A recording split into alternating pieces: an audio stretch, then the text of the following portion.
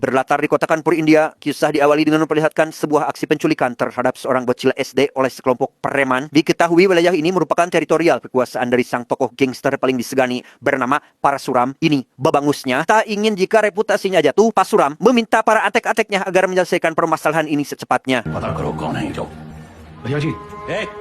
Dan mari saya perkenalkan Anda pada seorang bawahan bernama Peda. Sempat dianggap sepele dan tidak dilibatkan karena masih baru bergabung. Ternyata Peda memiliki ambisi yang sangat kuat untuk mencuri perhatian Parasuram. Bersama keempat orang rekannya, ia diam-diam menuju ke sebuah lokasi yang dijadikan para preman tadi untuk menyembunyikan korbannya dan...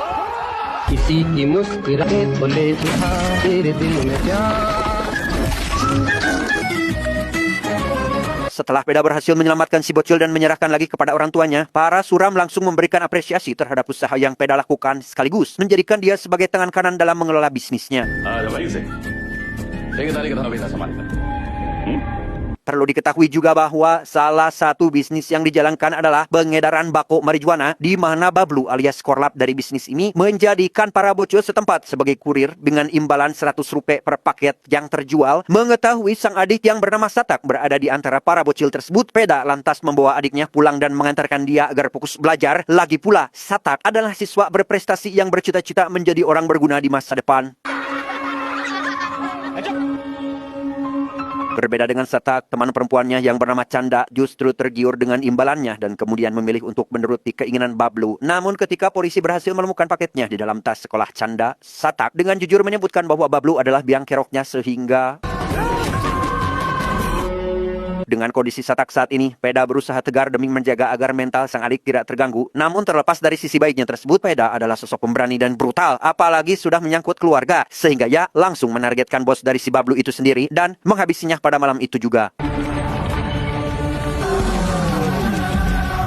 Dengan modal keberaniannya itulah, tak butuh waktu lama bagi Peda untuk menjadi tersohor di dunia pergangsteran India. Bahkan sekelas para pejabat korup sekalipun turut menggunakan jasanya, meski tentu saja tidak luput dari pihak-pihak yang iri dan juga dengki, seperti beberapa dari gangster lain yang nampak sengaja ingin mengusik kehidupannya.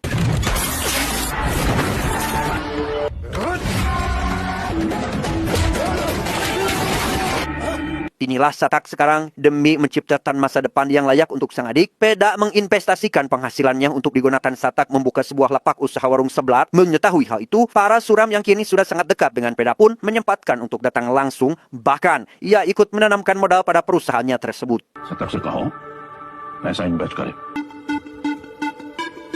Keesokan paginya, tepat ketika Satak hendak akan mengambil tas uang yang Parasuram berikan semalam, ada sebuah fakta mengejutkan di mana Canda yang kini sudah menjadi istri Satak pun pergi dari rumah membawa serta semua uang tersebut, sehingga Parasuram menuntut Peda bertanggung jawab atas hal itu. Namun begitu Canda memutuskan untuk membawa uangnya kembali, Parasuram justru tidak mau memaafkan Canda, bahkan meminta agar Peda menghabisinya saat itu juga. Sebagai orang kepercayaan Parasuram sekaligus ujung tombak kelompoknya, Peda terjebak pada dilema moral yang sangat besar. Namun di sini Peda mengambil sikap tegas bahwa etika gangster bukanlah segalanya, di mana ia justru lebih membela Satak dan menyatakan perang melawan kelompok gangster tempat namanya dibesarkan tersebut.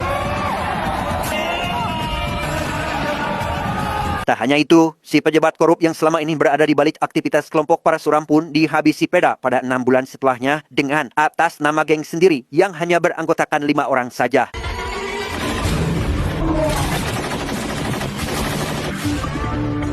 13 tahun kemudian, kisah akan berfokus pada Satreskrim India di bawah komando seorang kanit bernama Abbas. Ini orangnya diketahui mereka sedang menuju sebuah rumah kosong yang diduga akan dijadikan pertemuan rahasia antara Peda dengan gengnya dengan bantuan seorang senior bernama Pikram yang dikenal tegas dan juga pemberani. Peda yang diketahui sudah lama bersembunyi pun dijadikan target utama pada operasi kali ini.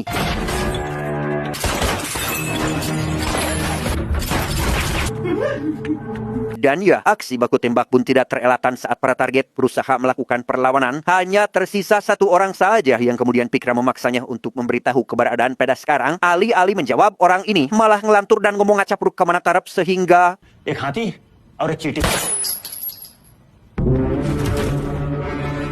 Selain Peda yang ternyata tidak datang, semua target berhasil dilumpuhkan tanpa terkecuali. Dengan fakta bahwa pria yang tewas pertama kali terbukti sedang tidak membawa senjata, Pikram yang tak ingin dituduh melakukan operasi di luar prosedur pun langsung membuat skenario olah TKP dadakan, seolah-olah serangan ini bermula dari aksi perlawanan pria tersebut.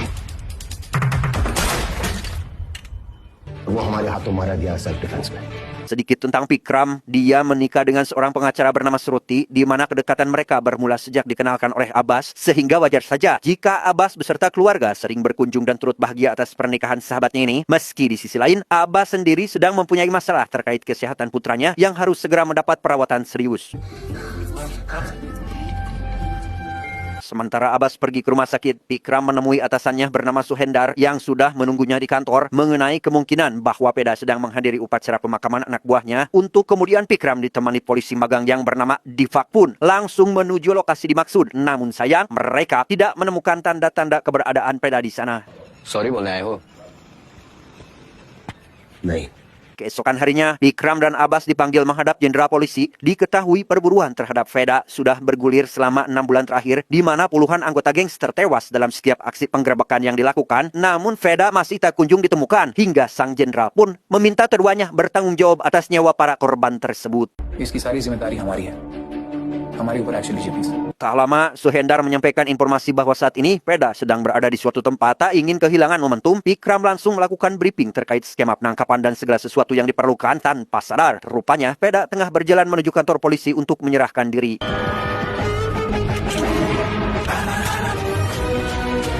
Terlepas dari apa yang menjadi motivasi dan rencana di balik keputusan ini, Peda sama sekali tidak buka suara pada ketiga orang petugas yang sempat menginterogasinya. Namun ia baru mau diajak bicara setelah Pikram turun tangan, karena Peda menganggap jika Pikram memiliki kesamaan karakter dengan dirinya. एक कहानी सुनाएं sir. Intinya, tujuan kedatangan Peda selain menyerahkan diri adalah menceritakan semua kejahatan selama ini, termasuk pembunuhan terhadap bos si Bablu yang menjadi otak penganiayaan terhadap Satap. Karena menurut versi Peda sendiri, semua yang Peda lakukan berawal dari latar belakang situasi dilema moral. सवाल तो धर्म संकट के बारे में है। धर्म संकट। अच्छे और बुरे में चुना तो बड़ा आसान होता है sir. Mendengar penjelasan Peda barusan, Pikram setidaknya memiliki gambaran tentang siapa Peda dan siapa pula targetnya. Meski di mata hukum, Peda tetap harus mempertanggungjawabkan perbuatannya tersebut. Baru saja akan menetapkan Peda sebagai tersangka, tiba-tiba ada tamu tadi undang yang memaksanya ingin menemui Pikram. Dan tebak, siapakah gerangan orang yang datang? कोई मिलने आया आपसे sir? Ya, dia tiada lain dan tiada bukan adalah Sruti alias istri Pikram sendiri. Bersama pengacara seniornya, Sruti datang untuk menyerahkan berkas jaminan pembebasan Veda yang ternyata saat ini sedang berstatus sebagai kliennya. Sementara Vikram yang belum memiliki alat bukti pun hanya bisa diam saat Veda kembali dibebaskan. यही तो आपको पता लगाना है sir. Sejak saat itulah, keharmonisan keluarga Pikram sering terganggu dengan perdebatan masalah pekerjaan. Apalagi Sruti memilih untuk tetap menjadi pengacara Veda. Karena kecewa, Pikram yang hilaf pun memarahi Sruti saat dia sedang memasak, sampai-sampai tangannya terkena cipratan minyak penggorengan hingga terluka, di mana lukanya tersebut mengingatkan Pikram akan sosok pria tak bersenjata pada operasi penggerebekan waktu lalu.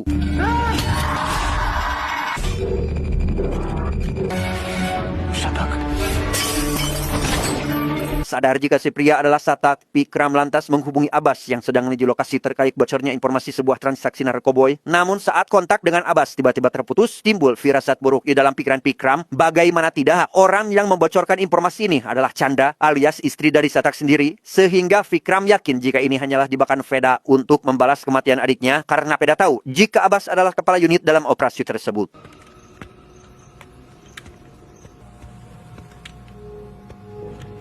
Dan benar saja, beberapa petugas ditemukan sudah tergeletak tak bernyawa. Begitu pula dengan Abbas yang masih dalam posisi terduduk dengan luka tembak di bagian kelapa. Vikram merasakan betul guncangan mental yang dialami oleh istrinya Abbas saat mendengar informasi kematian suaminya itu. Terlepas dari seberapa besar keyakinan Pikram bahwa pelaku semua ini adalah Veda, namun karena terbukti bahwa peluru di tubuh Abbas berasal dari pistol milik Chanda yang juga ditemukan tewas di lokasi, Pak Jenderal yang menganggap Pikram CS tak becus dalam menangani kasus ini pun memutuskan untuk mengambil alih penanganannya pada saat itu juga. CBCID case handle कर रही है। वो देखिए। Sekilas terlihat ekspresi kekecewaan Pikram CS yang kini wewenang mereka malah dibatasi. Tak ingin membiarkan kematian Abbas menjadi sia-sia, Suhendar mengajak anak buahnya untuk mencari keberadaan Peda secara diam-diam. Yang demi memuluskan rencana tersebut, Pikram sengaja menyadap ponsel Sruti yang hendak akan pergi menemui Veda untuk menandatangani sebuah dokumen.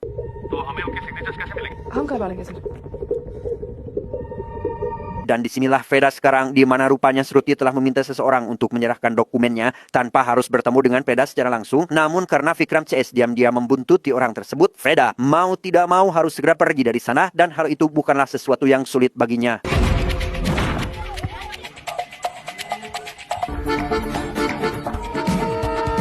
Saat sedang turun hujan deras, berlokasi di sebuah terminal peti kemas, akhirnya keberadaan Veda pun berhasil ditemukan Vikram yang ketika emosinya kian bergejolak karena merasa telah dipermainkan. Veda justru meminta Vikram agar terus menyerangnya tanpa melakukan perlawanan sedikit pun.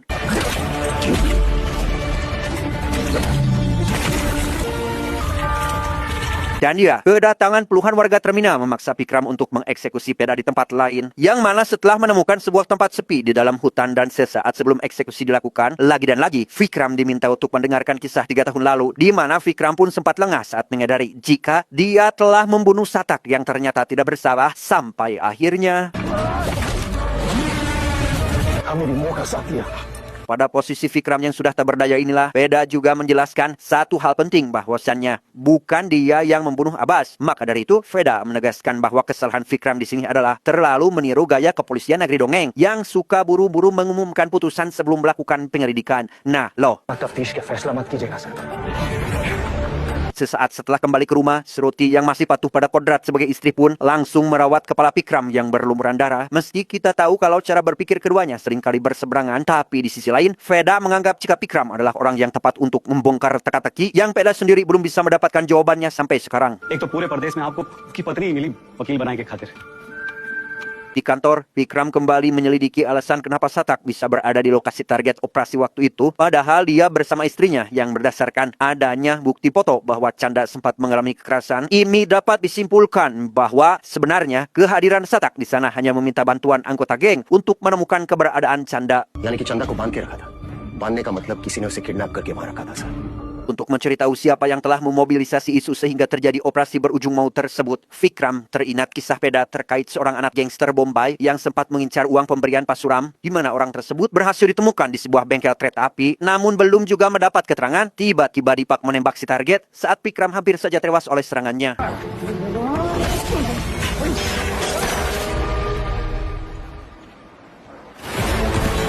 Pada titik ini, Vikram merasa kebingungan dan ia yakin bahwa Veda lah orang yang sangat mungkin untuk membantunya. Beruntung kini hubungan Vikram dengan sang istri sudah harmonis lagi, sehingga tak sulit baginya untuk mendapatkan informasi mengenai tempat di mana Veda bisa ditemui. वेदा ने हमसे कहा कि अगर तुम अटक जाओ तो तुम्हें याद दिलाना है वाई कुलचा निहारी Meski tidak sempat bertemu langsung, namun hidangan seblak warisan Satak cukup membuat Vikram merasa tenang saat berbicara dengan Veda via telepon. Diketahui bahwa ternyata Vikram telah menemukan sebuah kunci dari saku celana si Antek tadi, di mana kunci tersebut membawanya ke salah satu kamar penginapan yang tiada lain dan tiada bukan adalah milik si Bablu. तुम्हारे बबलू के लिए काम कर रही थी Dengan fakta bahwa si Bablu inilah yang membocorkan pertemuan Satak dengan geng kepada polisi waktu itu, dan keterangan itu datang dari Vikram sebagai petugas, Veda langsung mencari keberadaan si Bablu di sebuah gudang tua dan menghabisi semua Antek geng Bombay yang selama ini melindunginya.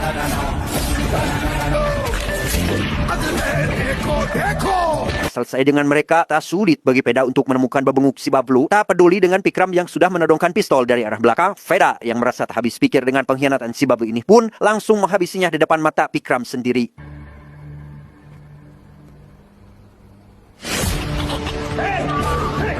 Meski Vikram sangat tidak suka dengan cara Veda yang seperti ini, tapi dia sendiri tidak bisa berbuat banyak. Bukan tanpa alasan, sebuah konspirasi di balik pembunuhan terhadap Abbas justru terdapat pada kisah yang baru akan Veda uraikan berikut ini. मतलब ये कि अब्बास काहे मारा गया इसका जवाब हमारी आखिरी कहानी में है सर सबर और ध्यान दोनों से सुनिएगा Faktanya, Veda sudah mengetahui semua lebih dahulu termasuk keterlibatan Abbas yang dibayar Bablu untuk menghabisi dirinya. Tapi di sini Veda ingin agar Vikram tahu bahwa Abbas terpaksa melakukan itu untuk pengobatan anaknya. Namun ketegasan Vikram di sini membuat Abbas merahasiakan semua itu darinya. Vikram sir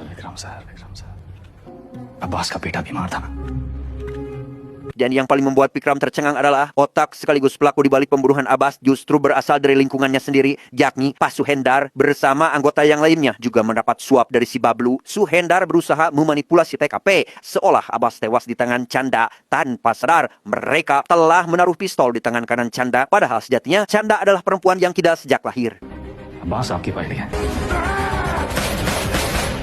Begitu si koplok Suhendar CS datang mempertanyakan kenapa Veda dilepas lagi, Vikram yang merasa telah dihianati pun langsung menodong Suhendar, di mana hal itu memancing reaksi dari para anggota lainnya. Tapi beruntung Veda kembali untuk membantu Vikram dan baku tembak jarak dekat pun tak terhindarkan lagi.